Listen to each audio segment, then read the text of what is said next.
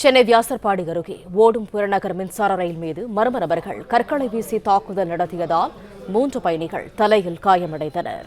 கூடுதல் தகவல்களை தருகிறார் எமது செய்தியாளர் கதிரவன். விவரங்கள் என்ன?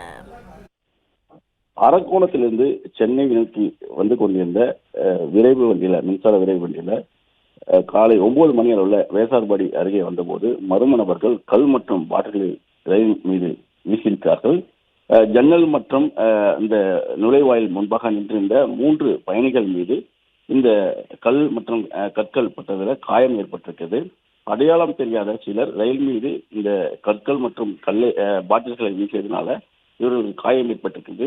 தலை மற்றும் நெற்றி போன்ற இடங்கள்ல காயம் ஏற்பட்டது. சென்ட்ரல் ரயில் நிலையம் வந்த பிறகு அந்த பயணிகளுக்கு மருத்துவ சிகிச்சையானது அளிக்கப்பட்டிருக்கிறது. இது குறித்து அந்த பகுதியில் இருக்கக்கூடிய சிசிடிவி காட்சிகளை வைத்து யார் இந்த கற்கள் மற்றும் பாட்டுகளை வீசியது என்பது குறித்து விசாரணை நடைபெற்று வருவதாக ரயில்வே போலீசார் தரப்பிலும் தெரிவிக்கப்பட்டிருக்கிறது. சம்பவம் பயணிகளிடையே ஒரு அச்சத்தை ஏற்படுத்தியிருப்பதாகவும் ஏற்கனவே தொடர்ச்சியாக அந்த மாணவர்களுடைய மோதல் மற்றும் கல் மற்றும் பாட்டில்கள் வீசக்கூடிய சம்பவம் நடைபெற்றக்கூடிய நிலையில் தற்போது வேசார்பாடியில் நடைபெற்றக்கூடிய சம்பவத்தில் குற்றவாளியை கைது செய்து அவர்கள் மீது உரிய நடவடிக்கை எடுக்கப்பட வேண்டும் என்ற ஒரு கோரிக்கையை பயணிகள் சார்பாக வைக்கப்பட்டிருக்கிறது.